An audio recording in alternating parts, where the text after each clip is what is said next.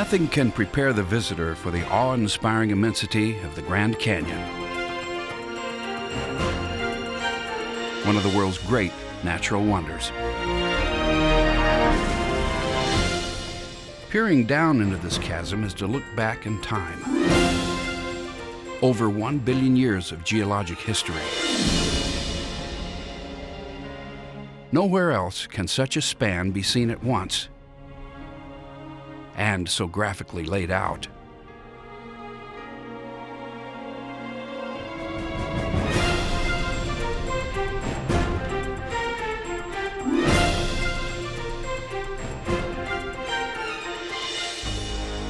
Most experience its awesome beauty from the rim, from the popular South Rim, and from the remote North Rim. But for the adventurer, there's a world to be explored in the Grand Canyon's wild country.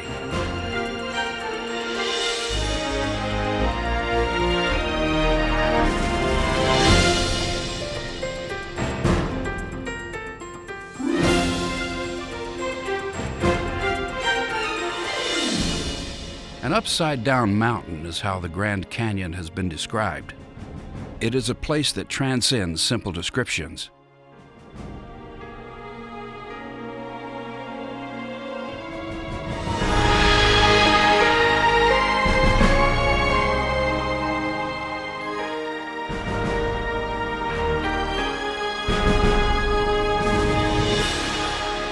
In the canyon, what appear to be small hills would be mountains anywhere else.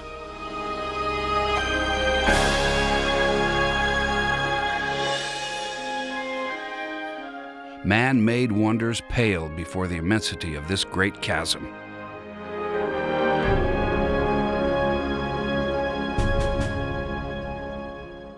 The passage of time here is not on a human scale, but on an earth scale. Formations that rise and fall over countless cycles of the moon and sun.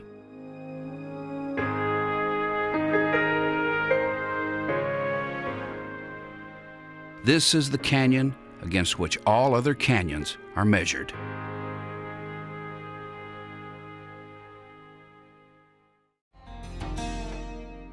In the southwest of the United States, along the northwestern corner of Arizona, the Grand Canyon straddles the Colorado River for 277 river miles. Most of the canyon is protected in Grand Canyon National Park.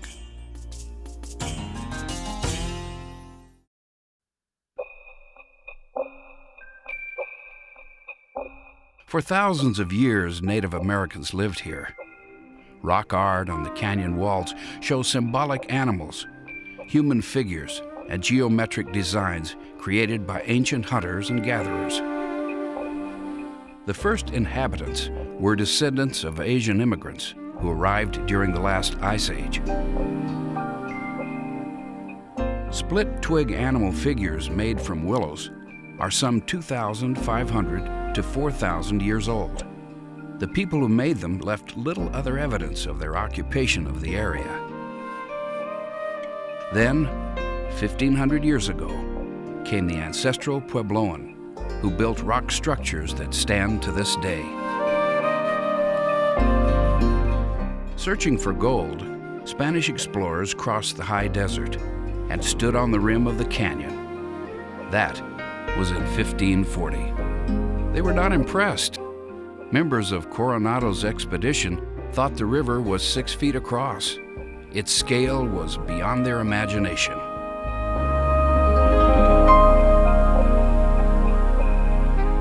In 1776, Francisco Garces, a Franciscan priest, named the river Colorado, the color red in Spanish. In the thrust of Western expansion, the canyon was a great unknown, as foreign as the moon.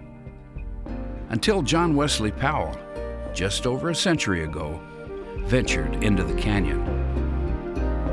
A major on General Ulysses S. Grant's staff, Powell lost his arm in the terrible Battle of Shiloh, but he never lost his thirst for adventure.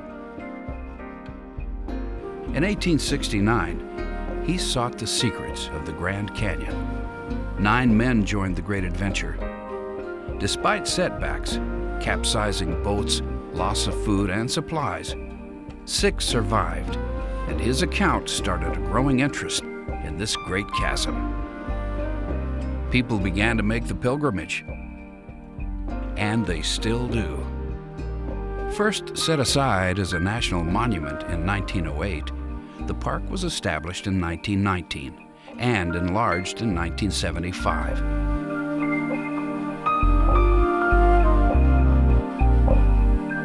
Today, millions of people from around the globe experience this spectacular gallery of nature.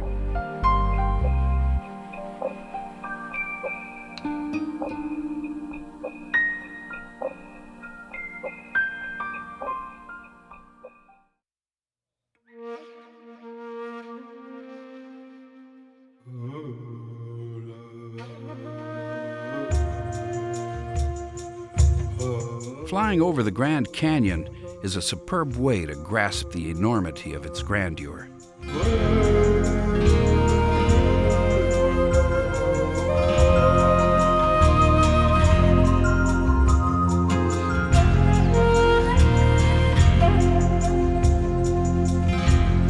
Grand Canyon Airport is one of the busiest single runways in North America, with both helicopter and airplane tours.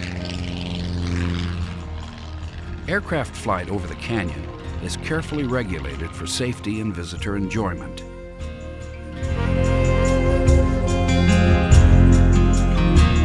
Most tours follow a counterclockwise route, crossing the canyon rim just west of Grandview. The aircraft fly well above the rim. Flying upriver, the route skirts the Palisades of the desert on the east. The Little Colorado River, where it meets the Colorado, often looks blue because of the minerals in the water.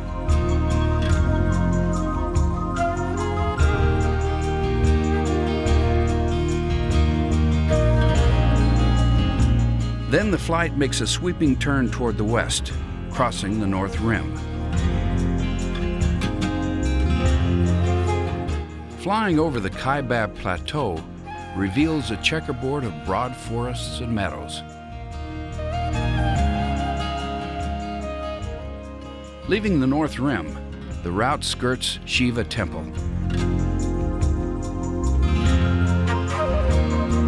Flying high above the Colorado reveals the inner gorge. Near Hermit's Rest, air traffic crosses back over the South Rim.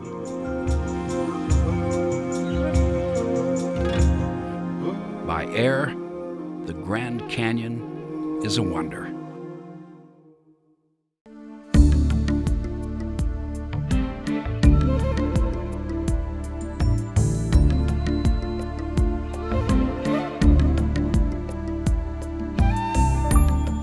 For over 100 years, trains have carried passengers to the Grand Canyon.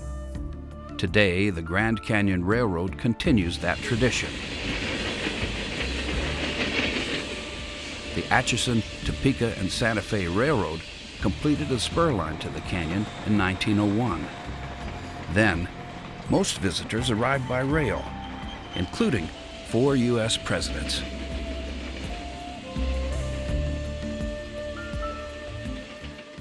Today, a Wild West show entertains travelers before boarding the train in Williams, Arizona. That's a little dress, ain't it?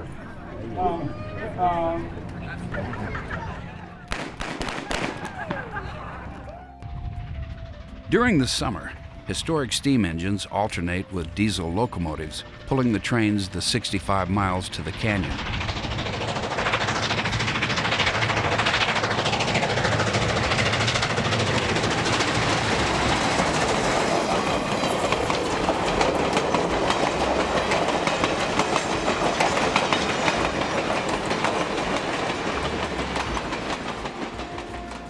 The locomotives are meticulously restored and maintained by mechanics who love trains. En route, the scenery changes on the run to the rim, from high desert to prairie traveling for rain and wind and fire. And then from prairie to pine. Riding the restored coaches is a chance to step back into history, to travel as visitors did before the automobile arrived at the Grand Canyon.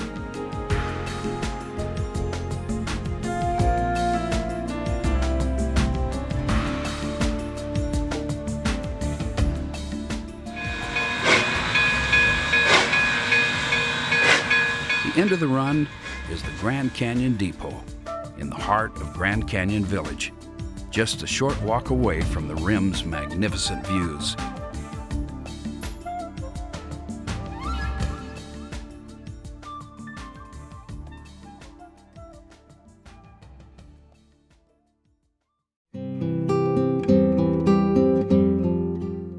Most people see the Grand Canyon from the rim, but since 1891, the Mule Trip down Bright Angel Trail has become a classic American adventure.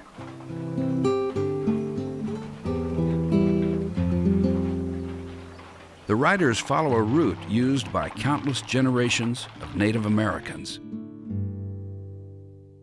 Today, the trip begins with an early morning Mule Riding 101 class. We've been doing this for a long time, more than 100 years now. The mule wranglers always emphasize safety first. I'm not gonna fool around with taking a chance getting somebody hurt today.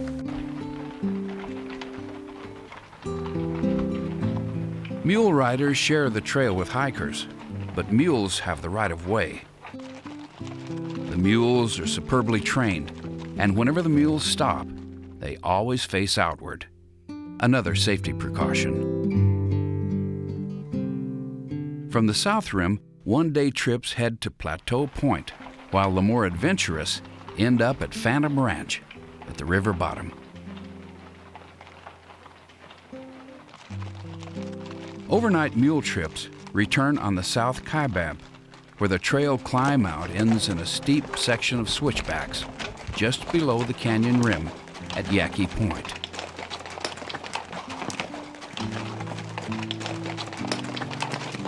On the opposite side of the canyon, the North Rim also offers mule rides, along the rim and down the North Kaibab Trail. While not exactly comfortable, the mule ride takes travelers on an unforgettable journey below the rim, providing an up-close look at the fascinating diversity of life within the Grand Canyon.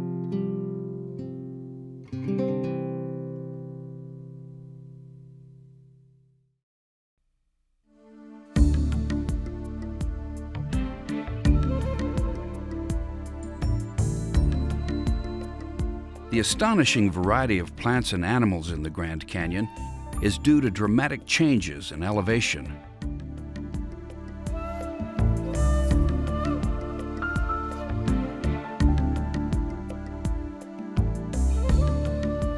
Hiking from the Colorado River to the rim, one encounters life zones, similar to traveling from Mexico to Alaska. At the lowest level, as the Colorado emerges from the western end of the canyon, the hot, dry desert is 1,200 feet above sea level. At the opposite extreme, subalpine forests rise to over 9,100 feet on the North Rim.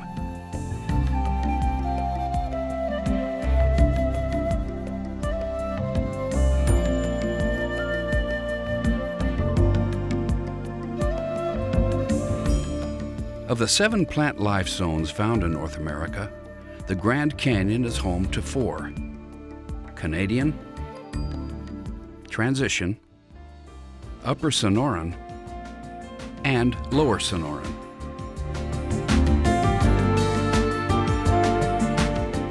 Wildlife is adopted to the canyon extremes, but most visitors see wild critters along the rim.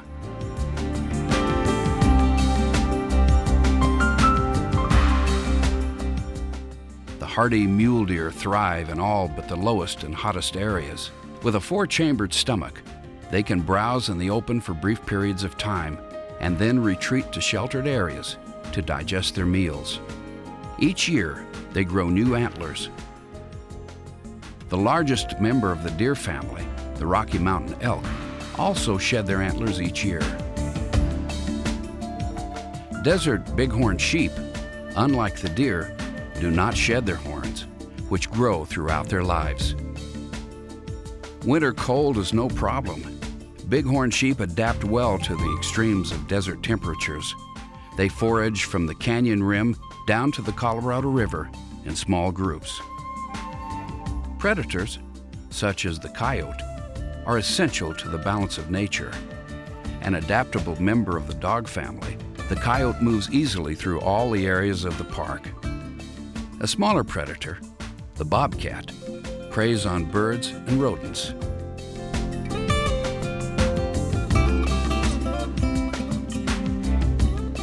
Smaller creatures seen along the rim include the rock squirrels, who, despite the name, also feed in trees. The Abert squirrel has a tasseled ear, as does its closest relative, the kaibab squirrel, which is found only on the north rim. Less frequently seen, but present in all landscapes, are snakes, including several species of rattlesnakes. Many species of birds make their home in the canyon or pass through on migration routes.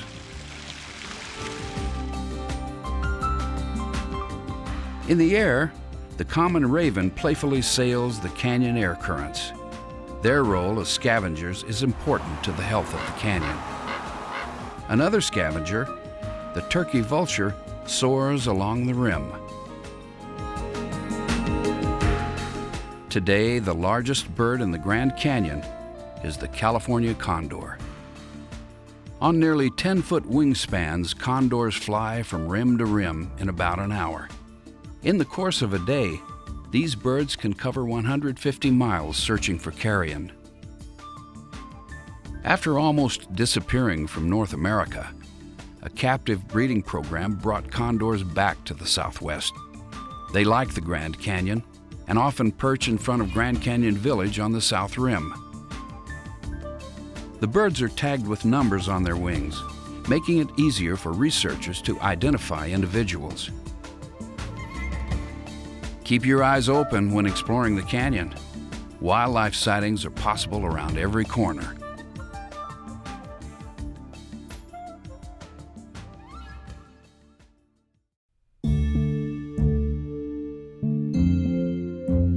The South Rim is the busiest part of the park, and the Grand Canyon Village area hosts the majority of visitors who arrive by car, train, or plane.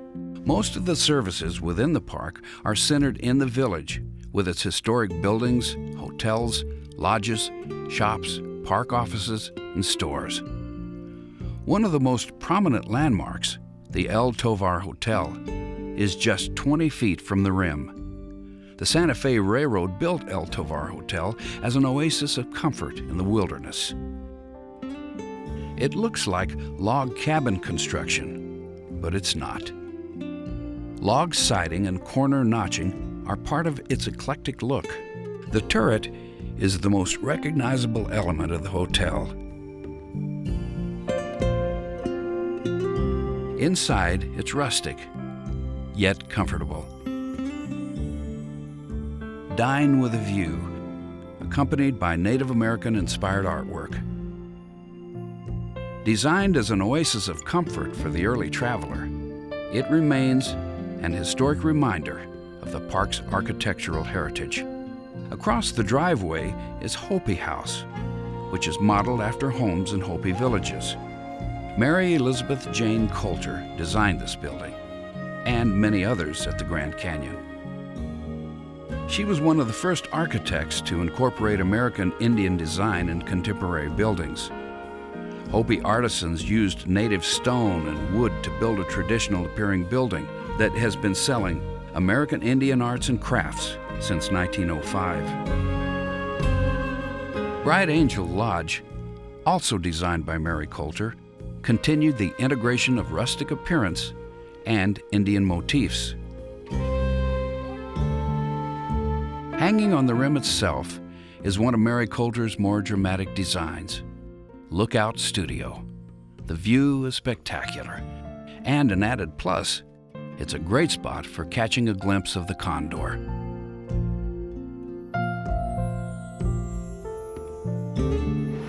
Getting around the village is as simple as hopping on a free shuttle. The hub of the service is at the Canyon View Information Plaza, with a visitor center and bookstore. Nearby Mather Point offers superb views. Stephen Mather was instrumental in setting up the National Park Service and served as its first director.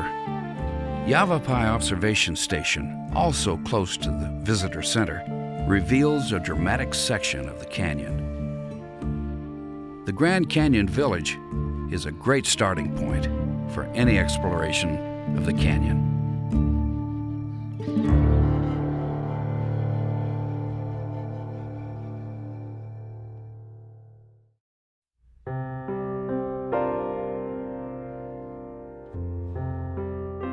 Many popular viewpoints are to the west of the Grand Canyon Village, along the 8-mile stretch of Hermit Road.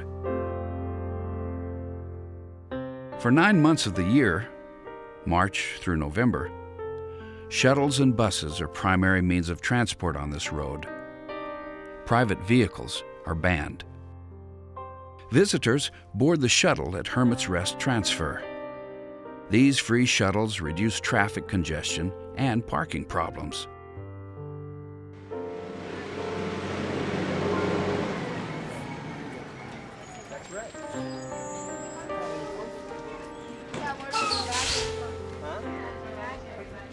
The first viewpoints are simply called Trail View 1 and Trail View 2, the perfect place for a view of Grand Canyon Village.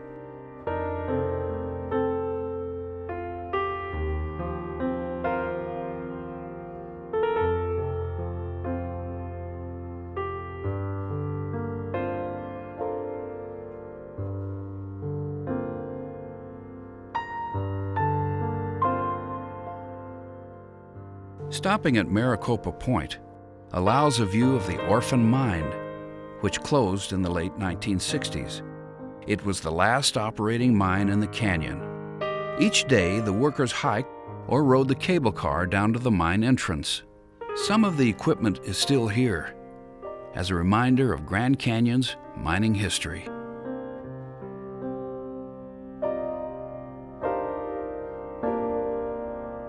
Hopi Point is a favorite for sunrise and sunset pictures. It is named for Native Americans whose reservation is 100 miles east.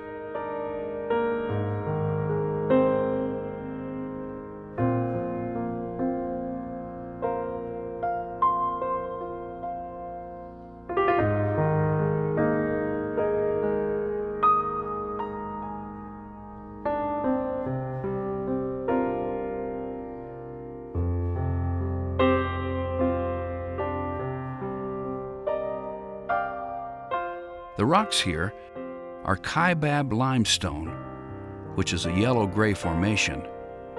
The rim vegetation is part of the Pinon juniper woodland. Here, one might see desert bighorn sheep.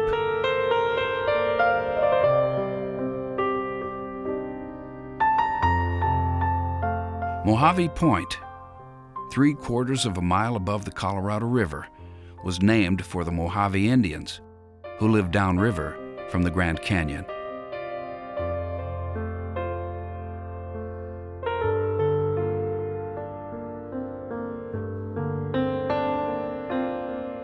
The 8-mile drive ends at Hermit's Rest Souvenir Shop, designed by Mary Coulter, who skillfully blended the building into the landscape.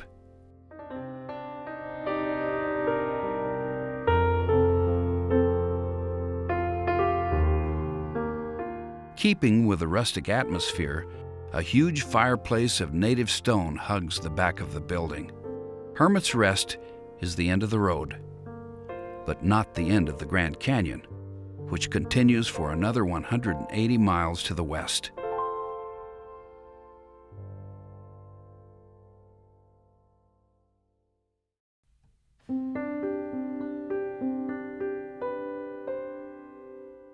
For a more complete picture of the canyon, travel east from the Grand Canyon Village, where Desert View Drive follows the rim for 26 miles to Desert View and the east entrance of the park.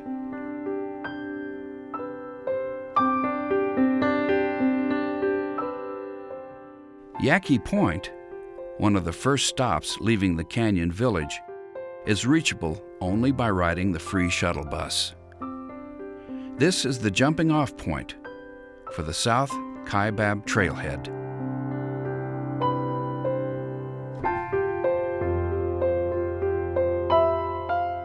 Grandview Point, towards the middle of the Desert View Drive, looks down on the site of Last Chance Copper Mine. Moving eastward along the rim, one comes to Moran Point.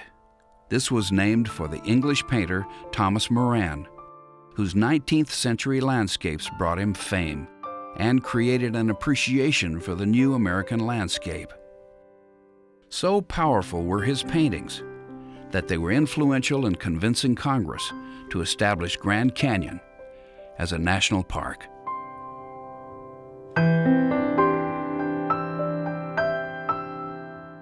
The Tusayan Ruins and Museum offers a glimpse into the culture of the early Native Americans.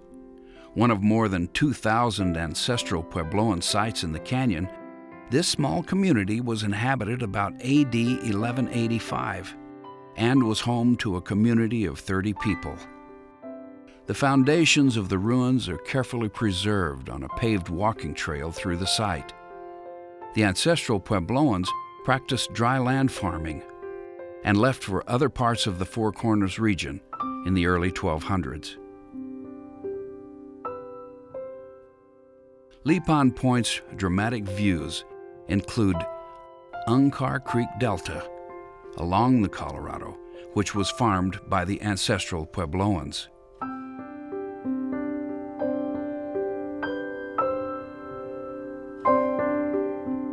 Desert View's Watchtower is one of the most intriguing of Mary Coulter's canyon creations. After 6 months of studying ancestral Puebloan towers in the Four Corners area, she created this design.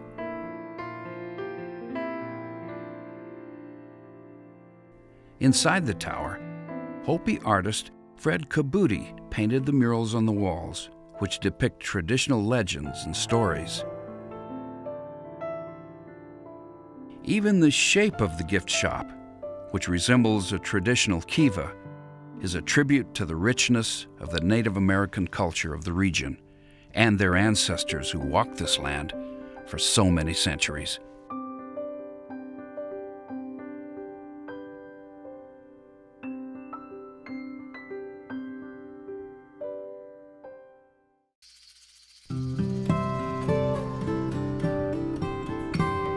If the walls of the canyon could speak, they would tell countless stories of the early inhabitants of the Grand Canyon region.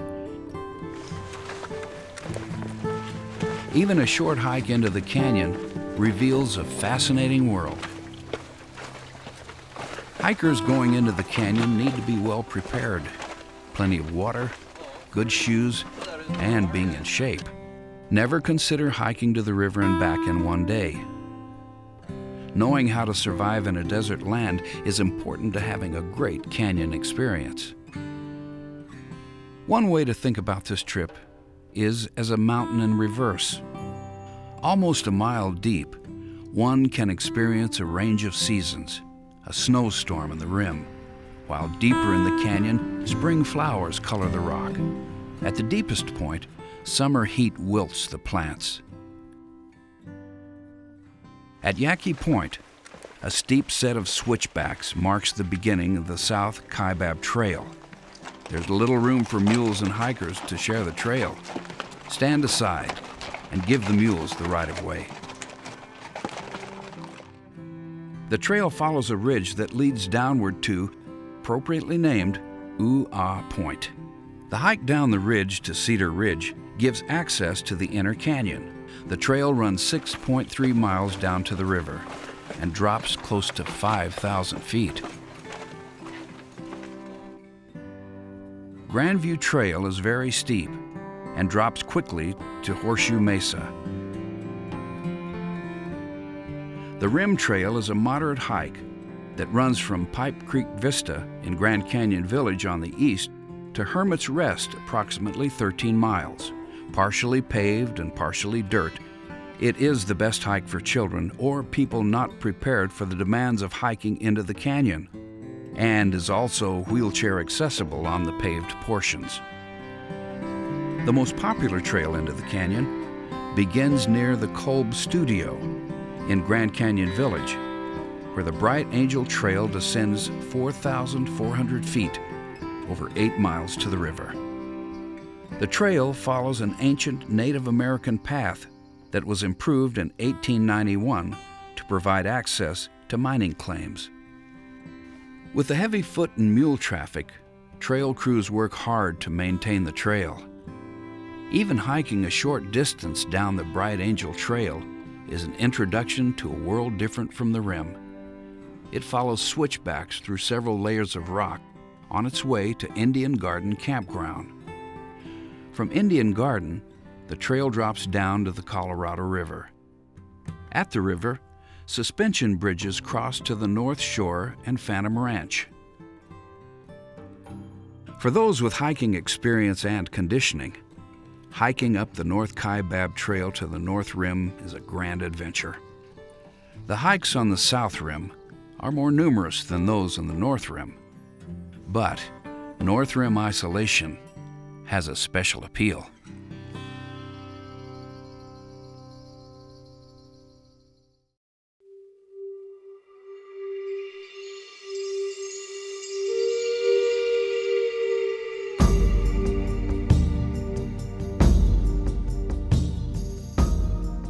The North Rim is only 10 miles by air from the South Rim, but it seems to be worlds away from the South Rim's millions of visitors.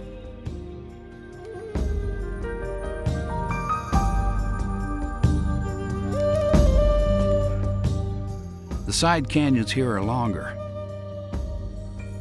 and the rim views farther than on the South Rim.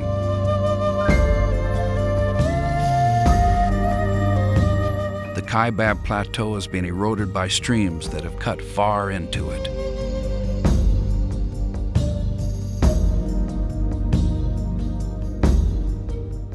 Standing nearly 1,200 feet higher than the South Rim, the North Rim's yearly snowfall can be over 100 inches.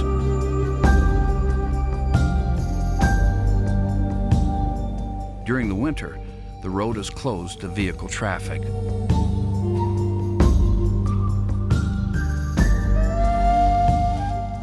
Point Imperial, at 8,803 feet, is the highest point that one can drive to on the rim of the Grand Canyon.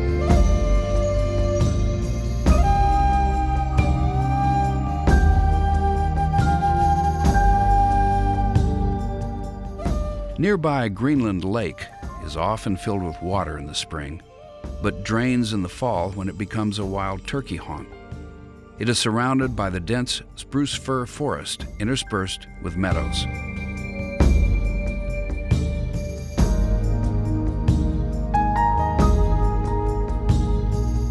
The drive out to Cape Royal offers great views of the Painted Desert on the opposite side of the Grand Canyon.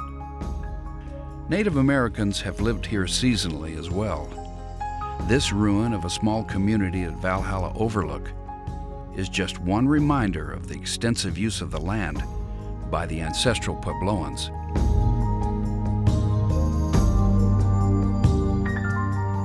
At the end of the road is one of the North Rim's most dramatic viewpoints, Angel's Window.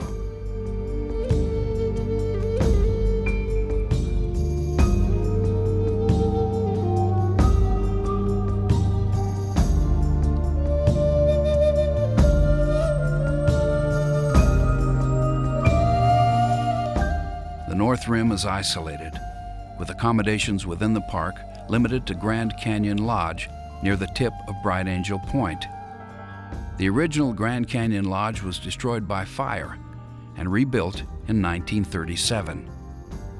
Its rustic construction of limestone walls and timbered ceilings complements the North Rim's lush beauty.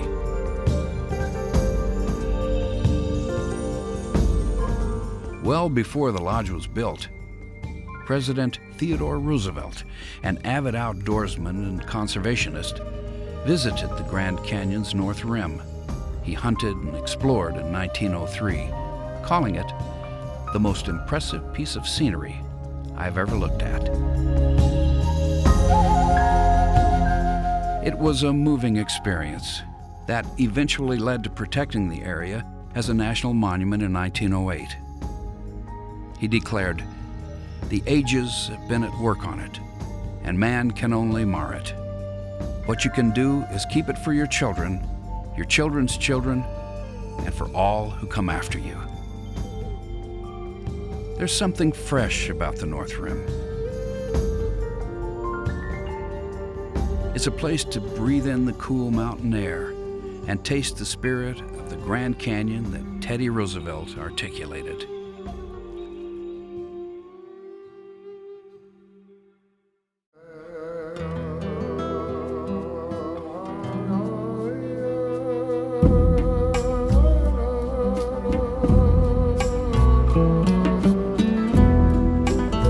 The seasonal story of the Grand Canyon is influenced greatly by elevation. When it is snowy and freezing in the winter on the rim, a mile lower along the river, it's spring-like. And during the summer, when the rim is pleasant, the Colorado River is baking in 100-plus temperatures. But even with a tremendous variation, there's a pattern to the seasons.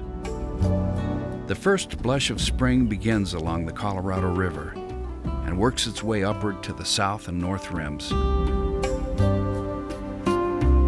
Summer is a time of abundant flowers,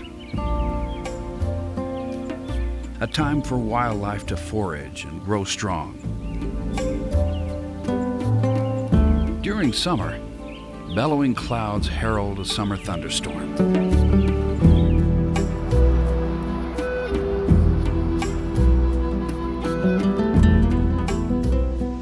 Changing colors of the aspen on the north rim signal the coming of fall.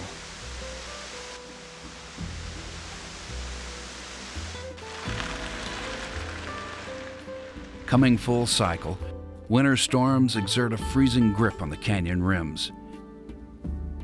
Quiet returns to the canyon.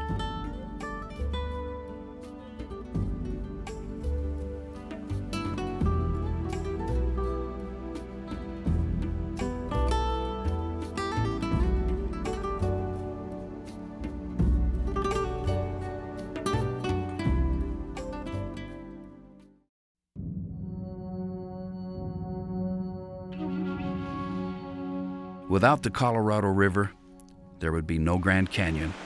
Over millions of years, its rushing, tumbling torrents have gouged out the canyon. Erosion carried away most of the rocks that fill this gaping maw in the Earth's surface. The current geologic theory holds that about 5.5 million years ago, a river flowing into the Gulf of California cut into the headlands of the Kaibab Plateau and joined the ancestral Colorado River, which flowed out of the Rocky Mountains. The two rivers joined to create the canyon. Today, Colorado River headwaters in Rocky Mountain National Park in Colorado begin almost 2.5 miles high. From these alpine beginnings, it runs 1,450 miles south and west to Mexico. Flowing westward through Canyonlands National Park's fantastical land of hoodoos and canyons, it picks up momentum when it reaches the confluence of the Green and the Colorado rivers. The mighty waters of the Colorado, draining almost 1/12 of the United States, go slack when they reach Lake Powell. This huge lake was created with the building of the Glen Canyon Dam, a massive concrete structure that changed the character of the Colorado River when it flows through the Grand Canyon. The Glen Canyon Dam, 710 feet high, is so massive the concrete may never dry. It took 17 years for the reservoir to fill. Although Lake Powell is named for him, John Wesley Powell might not have been delighted to see what happened to the 165 miles of the exhilarating untamed river he explored just over a century ago. Boat wakes have replaced the rapids. Today, the annual visitation to Glen Canyon National Recreation Area is around 2 million. The waters flowing from Glen Canyon Dam are cold and clear, stripped of sediments and sand, regulated by man, not nature.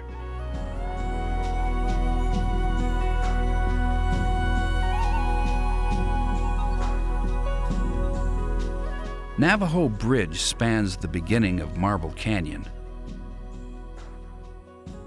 One of the spans is a dramatic walkway across the canyon and the site of a visitor center. For visitors traveling from the South Rim to the North Rim, some 200 miles, the Navajo Bridge is the eastern passage around the Grand Canyon by vehicle. If you want to skirt the Grand Canyon to the west by auto, Las Vegas is close to midpoint. Nearby, Hoover Dam was built in the 1920s to control flooding on the lower Colorado River. It created a massive lake that backs into the canyon.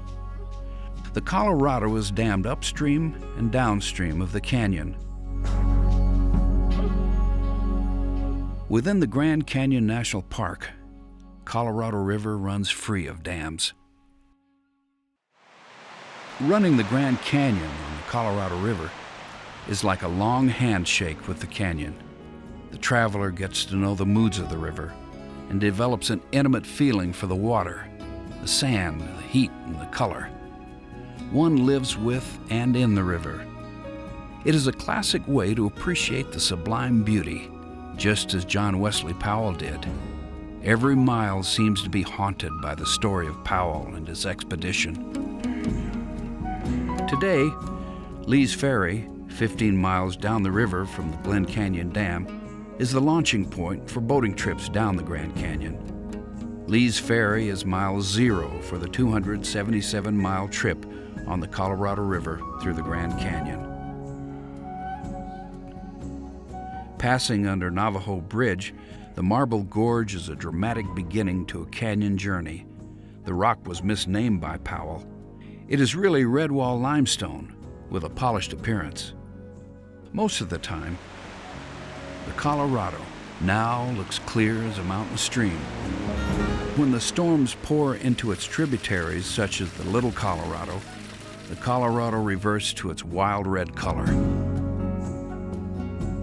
Tumbling into the river is Vassey's Paradise, a wonderful freshwater spring named by Powell for one of his crew.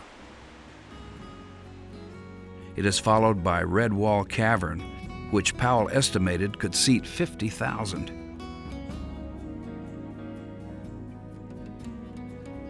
Where the Little Colorado joins the main stream is a sacred spot for the Hopi, who believe they emerged into this world at the Sipapuni in the Little Colorado River Gorge, and who collect salt from deposits along the Colorado River. The river makes a wide sweeping turn to the west, below Desert View. Near the mouth of Bright Angel Creek, 2 suspension bridges span the Colorado for foot and mule traffic. Upper Granite Canyon offers superb views of canyon walls. Deer Creek Falls, a tributary that tumbles into the Colorado, is a welcome stopover for hot rafters. And behind the falls is a beautifully sculpted narrow chasm, one of many along the river.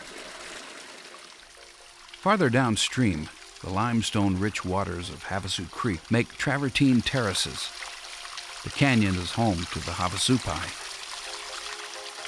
As the Colorado River flows through the Grand Canyon, it drops 2,200 feet, 13 times greater than the drop of the Mississippi River. Where side canyons tumble rocks and boulders in the Grand Canyon, rapids are formed, and the water flows about 7 to 10 miles an hour. Riding these boiling waters in the relative safety of large multi-pontooned motorized rafts, one can appreciate the challenges faced by Powell and his band in their small, fragile wooden boats. The haunting threat of the unknown is gone, but the thrill of white water is still the same.